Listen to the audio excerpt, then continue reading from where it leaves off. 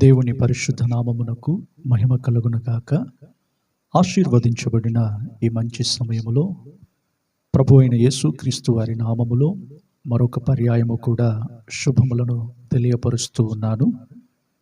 ప్రభువునందు ప్రియ దేవుని బిడ్డలారా, చెప్పబడుతున్న ఈ వర్తమానములు ప్రారంభము మొదలుకొని ముగింపు వరకు కూడా శ్రద్ధగా వినగలరని ప్రభువు పేరిట మీకు మనవి చేస్తూ ఉన్నాము.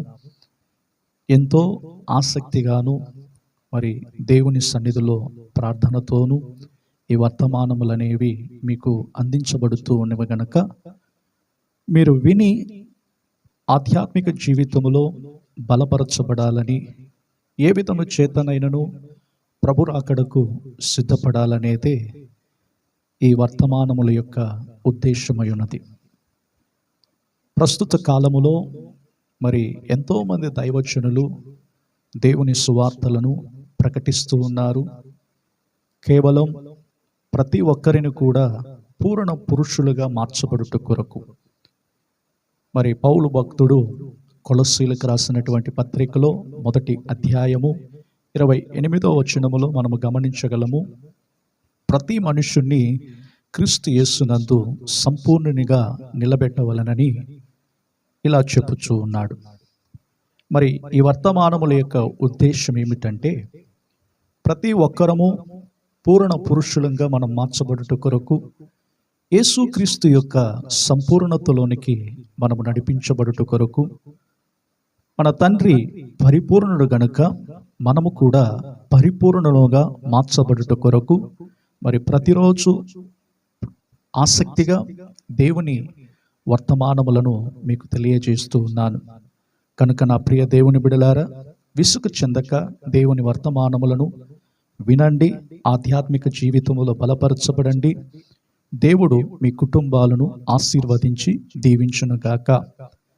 మరి గడిచిన దినమందు మంచి కాపరిని గురించి, కాపరికి ఉండవలసిన బాధ్యతలను గురించి, దానిలో మొదటి విషయాన్ని నేను మీకు తెలియజేశాను.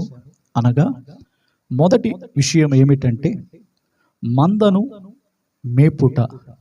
మందను మేపుట. ఈ మందను మేపే విషయములో కాపరులు తీసుకుంటున్నటువంటి శ్రద్ధ, మరి వారికి కలిగిన సమస్తమును విడిచిపెట్టి మరి దేవుని ప్రజలను ఆత్మీయముగా పోషించుటకును, దేవుని ప్రజలను పరలోక రాజ్యమునకు నడిపించుట కొరకు వారు పచ్చిక కలిగిన చోట్లకు నడిపిస్తూ మరి భౌతిక పరముగా ఆశీర్వాదకరముగా ఉండాలని, ఆత్మీయతలో కూడా దేవుని ఆశీర్వాదములు పొందుకోవాలని మరి దైవజనులు ఎంతోమంది ఈ రోజుల్లో తమకున్న వాటినన్నిటిని విడిచిపెట్టి మరి సంఘము నిమిత్తముగా, సంఘములో ఉన్న దేవుని ప్రజల నిమిత్తముగా ఏ విధముగానైనను పరలోక రాజ్యమునకు చేర్చాలనే ఆసక్తితో మరి కాపరులు చేస్తున్నటువంటి ప్రయాసం అనేది వ్యర్థము కాకుండా ఉండునట్లుగా దేవుడు ఎంతగానో కాపరుల పట్ల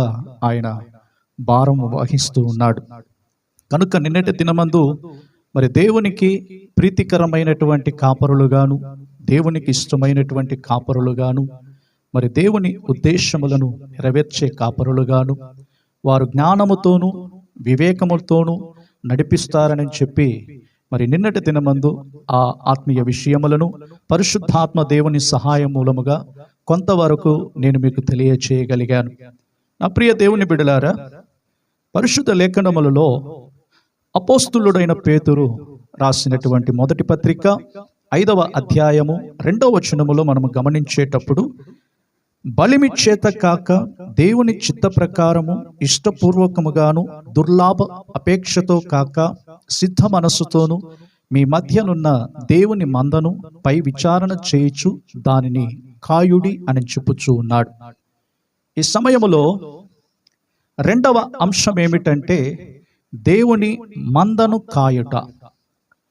దేవుని మందను కాయాలంటే, లేకుంటే వాటిని బహు జాగ్రత్తగా కాపాడాలంటే దేవుని దాసులైనటువంటి కాపరులకు వారు ఏ విధముగా మందను కాచేవారుగా ఉంటున్నారు. మందను కాయడము లేకుంటే మందను మేపడమో మరి బహు కష్టతరమైనటువంటి పనులుగా మరి గ్రామములలో గొర్రెలను మేపేటువంటి వారిలో మనము వారిని అడిగితే పలు విధాలుగా వారు చెప్తూ ఉంటారు. పచ్చిక గల చోట్లకు వాటిని తీసుకుని వెళుతూ ఉంటారు. మరి పగలంతా కూడా ఆ మందను మేపుచ్చు, మరి రాత్రికాల సమయంలో వాటిని దొడ్డిలోనికి తీసుకుని అక్కడ వాటిని పరుండ చేసి మరి వాటిని కాచే విధానం అనేది మరి కాపరులకు ఉన్నటువంటి బాధ్యత అలాంటిదై ఉన్నది. నా ప్రియ దేవుని బిడలారా, మరి కాపరులు చేయవలసినటువంటి వారి పనులు ఏమై ఉన్నవి, లేకుంటే వారికి కలిగినటువంటి ఉద్దేశము, మరి మందను కాచే విషయంలో ఏ విధముగా మందను నడిపించాలో లేకుంటే మందను కాపాడాలో ఇక్కడ అపోస్తులుడైన పేతురు తన పత్రికలో రాస్తూ ఉన్నాడు. అదేమిటంటే, బలిమిచ్చేత కాక దేవుని చిత్త ప్రకారముగాను ఇష్టపూర్వకముగాను దుర్లాభాపేక్షతో కాక సిద్ధ మనస్సుతో మందను కాచేవారుగా ఉండాలి. ఈ రోజుల్లో దేవుని మందను మనము కాచేవారముగా ఉండాలంటే, వాటిని మనము కాపాడాలంటే మనలో బలవంతముగా దేవుని పరిచర్య అనేది చేసేవారముగా ఉండకూడదు. మరి దేవునికి చిత్త ప్రకారముగా మందను నడిపించేవారముగా ఉండాలి. దేవుని ఇష్ట ప్రకారముగా మందను మనము నడిపించేవారముగాను వాటిని జాగ్రత్తగా కాపాడేవారముగా ఉండాలి. ఈ రోజుల్లో చాలా మందిని మనం చూస్తూ ఉంటాం. ఇష్టము లేనటువంటి పరిచర్యలలో కొంతమంది కనబడుతూ ఉంటారు. మరి దేవుని చిత్తము లేనటువంటి కార్యములను వారి జీవితాలలో జరిగిస్తూ ఉంటారు. మరి యేసు ప్రభు వారు ఈ లోకములో ఉన్నప్పుడు ఆయన చెప్పిన ఒక మాటను నేను మీకు జ్ఞాపకం చేస్తూ ఉన్నాను. అదేంటంటే, ప్రభువా ప్రభువా అని నన్ను పిలుచు ప్రతివాడును తండ్రి రాజ్యములో కనబడరు, కానీ ఎవరైతే దేవుని చిత్తమును సంపూర్ణముగా నెరవేర్చుదరో వారు దేవుని రాజ్యములో ప్రవేశించేవారుగా ఉంటున్నారు. మరి అక్కడ చెప్పబడుతున్నటువంటి మాటలలో, మేము నీ నామమందు అద్భుతములు చేశాము, నీ నామమందు దయ్యములను వెళ్ళగొట్టాము, నీ నామమందు ప్రవచించాము అని చెప్పుచూ ఉన్నప్పుడు యేసు ప్రభు వారు వారిని చూసి ఇలా చెప్పాడు, ప్రభువా ప్రభువా అని పిలుచు ప్రతివాడును పరలోక రాజ్యములోనికి ప్రవేశించలేడని. ఎప్పుడైతే తండ్రి చిత్తమును సంపూర్ణముగా చేసేవాడుగా ఉంటున్నాడో వాడు మాత్రమే పరలోక రాజ్యములోనికి ప్రవేశించగలడు. ఎందుకంటే దేవుని యొక్క చిత్త ప్రకారముగా సంఘములను మనము నడిపించేవారముగా, బలవంతముగా సంఘములను నడిపించేది కాదు. ఇక్కడ మన యొక్క ఇష్ట ప్రకారముగా మందను కాసేవారముగా ఉండకూడదు. మన ఇష్టములను విడిచి దేవుని యొక్క ఇష్టము చొప్పున మనం నడుచుకుంటూ ఉండాలి. మరి దుర్లాభాపేక్షతో కాకుండా, అనగా ఒక సేవ మనము చేసినప్పుడు, ఒక పరిచర్యను మనము జరిగించినప్పుడు, లేకుంటే దేవుని పరిచర్యలో ఒక స్థలములోనికి వెళ్ళి దేవుని సువార్తను మనం ప్రకటించినప్పుడు, మరి దేవుడు మనకిచ్చే ప్రతిఫలం అనేది పరలోకమందు కనబడును గనుక మనము ధనాపేక్షతోను లేకుంటే దుర్లాభాపేక్షతో కాక సిద్ధ మనస్సుతో మనము దేవుని సేవను చేసేవారముగా ఉండాలి. మరి ఈ రోజుల్లో దేవుని సేవ చేయడము అనున్నది దేవుడు మనకిచ్చినటువంటి సిద్ధ మనస్సుతో ఆ పరిచర్యను మనము కొనసాగిస్తూ ఉండాలి. ఇది మందను కాసే విషయములో లేకుంటే మందను నడిపించే విషయములో, వాటిని జాగ్రత్తగా కాపాడే విషయములో మనము దేవుని చిత్త ప్రకారముగా దేవుని మందపై విచారణ చేయించు దానిని కాయుడి అని చెప్పి పేతురు భక్తుడు తన పత్రికలలో మనకు స్పష్టముగా తెలియజేస్తూ ఉన్నాడు.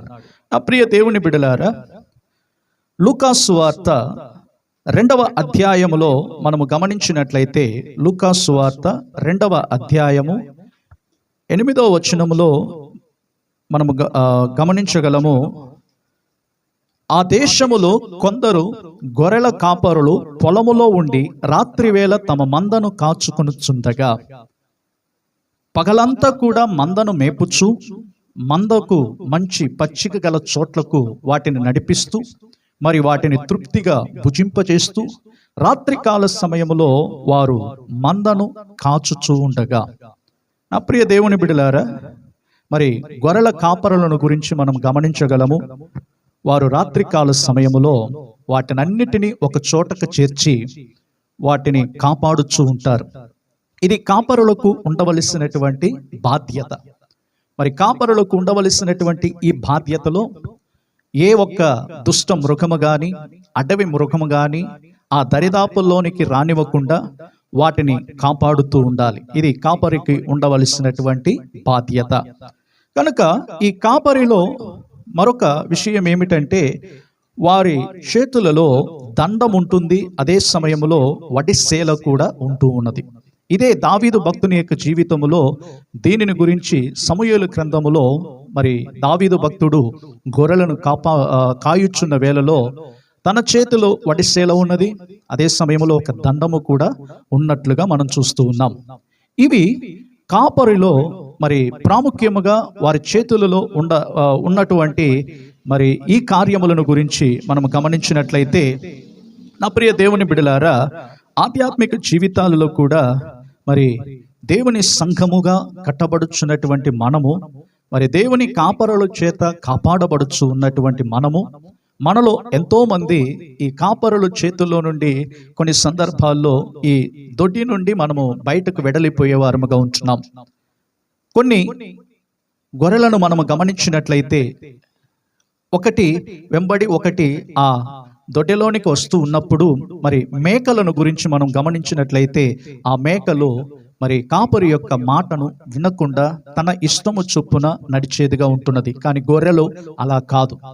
గొర్రెలకు ఉన్నటువంటి స్వభావం ఏమిటంటే, కాపరి ఎలా నడిపించుచూ ఉన్నాడో అలాగే ఆ గొర్రెలు అనేవి కొనసాగుతూ ఉన్నాయి. నా ప్రియ దేవుని జనమా, మరి ఈ విధముగా గమనించుచూ ఉన్నటువంటి సందర్భములలో మరి గొర్రెలకు ఏ విధముగా ఒక దొడ్డెను ఏర్పాటు చేసిన తర్వాత ఆ గొర్రెలన్నిటిని కూడా దానిలోనికి తీసుకుని రాబడుతూ ఉన్నాయి. దానికి దరిదాపుల్లోనే కాపరులు ఏం చేస్తున్నారంటే ఒక గుడారమును వేసుకుని అక్కడ కనబడుచూ ఉంటారు. మరి ఈ గుడారము దగ్గర వారు నివసిస్తూ ఈ గుడారములో వారు ఆ మందను కాపాడడానికి అక్కడ రాత్రికాల సమయంలో వారు కనబడుచూ ఉన్నారు. మరి వీరి యొక్క క్రియలు, వీరి యొక్క స్వభావములను గురించి మనం గమనించినప్పుడు మీకా గ్రంథము 4వ అధ్యాయము 8వ వచనములోను, యోహాను సువార్త 10వ అధ్యాయం 3వ వచనములోను, యోబు గ్రంథము 30వ అధ్యాయము 1వ వచనములో మరి అక్కడ చెప్పబడుతున్నటువంటి మాటలు ఏమిటంటే, యోబు చెప్పుచున్న మాటలలో ఒక మాట నేను మీకు తెలియచేయాలని చెప్పి అనుకుంటూ ఉన్నాను. యోబు గ్రంథము 30వ అధ్యాయము 1వ వచనములో, ఇప్పుడైతే నాకన్నా తక్కువ వయసు గలవారు నన్ను ఎగతాళి చేయుదురు, వీరి తండ్రులు నా మందలను కాయు కుక్కలతో నుండుటకు తగని వారని నేను తలంచియుంటిని అని చెప్పుచూ ఉన్నాడు. మరి పాతకాలములో కాపరులకు వారి గొర్రెలను కాపాడడానికి వడిసేలతో పాటు దండముతో పాటు వారితో కూడా కుక్కలు కూడా కొన్ని కనబడుచూ ఉంటాయి. మరి కొన్ని గ్రామాలలో కూడా నేను గమనించాను, మందలను తీసుకుని వెళుతూ ఉంటారు. ఈ మందలతో పాటు ఒక కుక్కను కూడా వాళ్ళు తీసుకుని వెళుతూ ఉంటారు. నేను ఆలోచించాను, ఎందుకు ఈ కుక్కను తీసుకుని వెళుతున్నారని చెప్పి అనుకున్నప్పుడు మరి అక్కడ గమనించినటువంటి విషయం ఏమిటంటే, ఏ తోడేలు రాకుండా, ఏ దుష్ట మృగము రాకుండా, ఏ అడవి మృగము రాకుండా, మరి దానితో పాటు ఆ మందతో పాటు ఈ కుక్కలు కూడా కనబడుచూ ఉంటాయి. నా ప్రియ దేవుని బిడలారా, మరి ఆధ్యాత్మిక జీవితములలో మనము ఎలాగ కాపాడబడుచు ఉన్నాము? ఈ రోజుల్లో దేవుని బిడలమైనటువంటి మనలో చాలా మంది దేవుని మందిరమునకు వెళ్ళుచూ ఉన్నాం, దేవుని సన్నిధిలో పాలు పొందుచూ ఉన్నాం.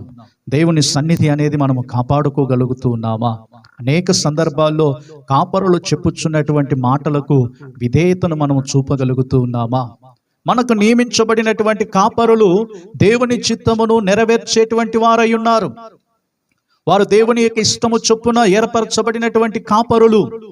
మరి ఇలాంటి కాపరులు జ్ఞానముతోను వివేకముతోను మనలను నడిపించుచూ ఉన్నప్పుడు వారి యొక్క నడిపింపునకు విధేయతను చూపగలుగుతూ ఉన్నామా? అటువంటి ఆలోచన మనకు కలిగి ఉన్నామా? ఈ రోజుల్లో ఆధ్యాత్మిక జీవితాల్లో ఎంతో మంది తమ ఆత్మీయ ఆశీర్వాదములను నష్టపరుచుకునేటువంటి వారుగా ఉంటున్నారు. కనుకనే దావీదు రాసినటువంటి కీర్తన 91వ కీర్తన 5-6 వచనములలో మనము గమనించగలుగుతూ ఉన్నాం. ఏ తెగులును రాకుండా, మరి ఏ విధమైనటువంటి వ్యాధులు రాకుండా, మరి 91వ కీర్తన అంతటిని కూడా మనం గమనించేటప్పుడు మరి దేవుడు తన దూతలకు ఆజ్ఞాపించి మన పాదములకు రాయి తగలకుండా మనలను కాపాడుచున్నటువంటి ఒక ప్రధాన కాపరి మన ప్రభు అయిన యేసుక్రీస్తు వారై ఉన్నారు. ఆ ప్రధాన కాపరి చేతుల్లో మనం అప్పగించుకున్నప్పుడు ఆయన మనలను విశేషముగా కాపాడుతూ ఉన్నాడు. మన రాకపోకల యందు మనలను కాపాడుతూ ఉన్నాడు. మన పని మార్గములలో ఆయన మనలను కాపాడుతూ ఉన్నాడు. మనము చేయు ప్రయత్నములన్నిటిలో కూడా ఆయన తన హస్తము చాపి మనకు సఫలము చేయించు ఉన్నాడు. అప్రియ దేవుని జనమా, ఎంతమంది దేవుని యొక్క కాపుదలలో కనబడుచు ఉన్నారు. కనుకనే అపోస్తులుడైన పౌలు అపోస్తుల కార్యములు 20వ అధ్యాయము 29వ వచనములో మనం గమనించేటప్పుడు ఇక్కడ కొన్ని విషయములను నేను మీకు తెలియజేయాలని చెప్పి అనుకుంటూ ఉన్నాను. అపోస్తుల కార్యములు 20వ అధ్యాయము 29వ వచనములో చదువుతూ ఉన్నప్పుడు ఇక్కడ అపోస్తులైన పౌలు చెప్పుచున్నటువంటి మాటలు ఏమిటంటే, నేను వెళ్ళిన తరువాత క్రూరమైన తోడేళ్లు మీలో ప్రవేశించునని నాకు తెలియను, వారు మందను కనికరించరు అని చెప్పుచూ ఉన్నాడు. నేను వెళ్ళిపోయిన తరువాత క్రూరమైన తోడేళ్లు మీలో ప్రవేశించునని నాకు తెలియను, వారు మందను కనికరించరు. మందను కాసేటువంటి వారు రాత్రికాల సమయములో వారి మందను కాపాడుకొనుచున్నటువంటి సందర్భాలలో ఏ దుష్ట మనుషుడు, ఏ తోడేళ్లు కూడా వారి మధ్యలోనికి రాకుండానట్లు, అనగా ఆ దొడ్డిలోనికి ఎవరు కూడా ప్రవేశించకుండానట్లు రాత్రికాల సమయములో కాపరులు ఎలాగ కాపాడుచూ ఉన్నారో ఇక్కడ అపోస్తులుడైన పౌలు చెప్పుచున్నటువంటి మాటలు ఏమిటంటే, నేను వెళ్ళిపోయిన తరువాత క్రూరమైన తోడేళ్లు మీలోనికి ప్రవేశించును. అవును, ఈ రోజుల్లో క్రూరమైన తోడేళ్లు సంఘములో ప్రవేశిస్తూ ఉన్నాయి. ఎంతమంది దానిని జాగ్రత్తగా కనుగొనగలుగుతూ ఉన్నారు? తోడేళ్ల మధ్యలో మనము బ్రతుకుతూ ఉన్నాం. దేవుని సంఘము అనేది పాడు చేయడానికి అనేక విధములుగా సాతానుడు కుయుక్తిగా ప్రయత్నం చేస్తూ ఉన్నాడు. తనకు కొంచెం కాలం ఉన్నదని చెప్పి, తనకు తక్కువ సమయం ఉందని చెప్పి సాతానుడు కుయుక్తిగా తంత్రముగా క్రియ చేసేటువంటి వాడుగా ఉంటున్నాడు. కనుకనే అపోస్తులుడైన పౌలు గారు ఇక్కడ చెప్పిన మాటలలో, నేను వెళ్ళిపోయిన తర్వాత క్రూరమైన తోడేళ్లు మీలోనికి ప్రవేశించును. వారు ఏం చేస్తారంట? మందను కనికరించరు. మందను కాయలేరు. వాళ్ళు మందను కాయడానికి వారి చేత కావడం లేదు. కారణం ఏమిటంటే దేవుని చిత్తమును విడిచిపెట్టారు. తమ యొక్క ఇష్టము చొప్పున మందను నడిపించుచు ఉన్నప్పుడు మంద చెదరిపోవచ్చు ఉన్నది. యేసు ప్రభు వారు చెప్పారు, ఇదిగో చెదరిపోయినటువంటి కాపరి లేనటువంటి గొర్రెలుగాను చెదరగొట్టబడినటువంటి గొర్రెలుగాను కనబడుచు ఉన్నారు. కాపరిని కొట్టుదుము, గొర్రెలు చెదరిపోవును అని చెప్పినట్లుగానే మన ప్రభు అయిన యేసుక్రీస్తు వారు కల్వారి శిలువలో మరణం పొందుచు ఉన్నప్పుడు గొర్రెలన్నీ కూడా చెదరిపోయాయి. ఈ రోజుల్లో నా ప్రియ దేవుని జనమా, ఈ మాటలు వింటున్నటువంటి మీ జీవితాలలో మరి ఎంతమంది కాపరులు మందను కాసేవారుగా మారుచు ఉన్నారు? మన మందను కాపాడుకునే విషయంలో ఏమి చేయాలి? మరి మన మందను కాపాడుకోవడానికి ఏ విధముగా మనం ప్రయాసపడుతూ ఉన్నాం? కనుకనే దేవుని బిడలమైనటువంటి మన బ్రతుకులలో మరి యెషయా గ్రంథము 62వ అధ్యాయము 6వ వచనములో ఒక మాట చెప్పబడుతూ ఉన్నది. యెషయా గ్రంథము 62వ అధ్యాయము 6వ వచనములో మనం చూస్తూ ఉన్నప్పుడు అక్కడ, నీ ప్రాకారముల మీద నేను కావలి వారిని ఉంచి ఉన్నాను, రేయైనను పగలైనను వారు మౌనముగా ఉండరు. ఇది ఒక వ్యక్తి యొక్క ప్రార్థనా జీవితమునకు సూచనగా ఉన్నది. మందను కాయాలంటే, మందను జాగ్రత్తగా కాపాడుకోవాలంటే ఒక వ్యక్తి జీవితంలో ప్రార్థనా జీవితం అనేది చాలా ప్రాముఖ్యమైనది. ప్రార్థన లేనటువంటి కాపరులను మనము కనుగొనలేకపోవచ్చు ఉన్నాం. ప్రార్థన అనేది ఒక మనుషుని జీవితంలో ఎంత అవసరమో దీని ద్వారాగా మనం తెలుసుకోగలుగుతూ ఉన్నాం. మందను కాపాడాలంటే, మందను దుష్ట మృగముల మధ్యలో నుండి కాపాడాలంటే ప్రార్థన అనేది చాలా ప్రాముఖ్యమైనది. నా ప్రియ దేవుని జనమా, దైవజనులైనప్పటికీ, విశ్వాసులమైనప్పటికీ మరి ప్రార్థనా జీవితం అనేది ఎంతో ప్రాముఖ్యమైనది. ఈ రోజుల్లో మన ప్రార్థనా జీవితం ఎలా ఉన్నది? ప్రార్థనలో ఏకీభవిస్తూ ఉన్నామా? ప్రార్థనలో దేవునితో కూడా మాట్లాడగలుగుచూ ఉన్నామా? ప్రార్థనలో మనము అధికముగా కనిపెట్టగలుగుచూ ఉన్నామా? వ్యక్తిగతముగా దేవునితో కూడా సహవాసము కలిగి ఉన్నామా? ఇది మనం గమనించాలి. కనుక నా ప్రియ దేవుని జనమా, మనలో ప్రార్థనా జీవితాన్ని విడిచిపెట్టకుండా ప్రార్థనా జీవితాన్ని మనము కాపాడుకుని మరి ప్రభు రాకడకు మనము సిద్ధపడే వారముగా ఉండాలి. ప్రభు మనందరికీ సహాయము చేయునుగాక. ప్రేమ కలిగిన మా తండ్రి, మీకు స్తోత్రాలు చెల్లిస్తూ ఉన్నాము. ఆశీర్వదించబడిన ఈ మంచి సమయములో మరొక పర్యాయము కూడా మీ పాద సన్నిధిలో పాలు పొందడానికి మీరు ఇచ్చిన మహాకృపను బట్టి మీకు వందనాలు. ఇదిగో తండ్రి, ఈ వర్తమానం అనేది ప్రతి ఒక్కరికి ప్రయోజనకరముగా మారునట్లుగా ప్రార్థిస్తూ ఉన్నాము. ఎవరైతే ఈ వర్తమానములను ఆలకించేవారుగా ఉంటున్నారో వారి వ్యక్తిగత జీవితాలలో ఒక గొప్ప మార్పు కలుగునట్లుగా ప్రార్థిస్తూ ఉన్నాము. తండ్రి, కడవరి దినములలో మేము బ్రతుకుతూ ఉన్నాం. మీరు మా కొరకు కల్వారి శిలువలో త్యాగము చేశారు.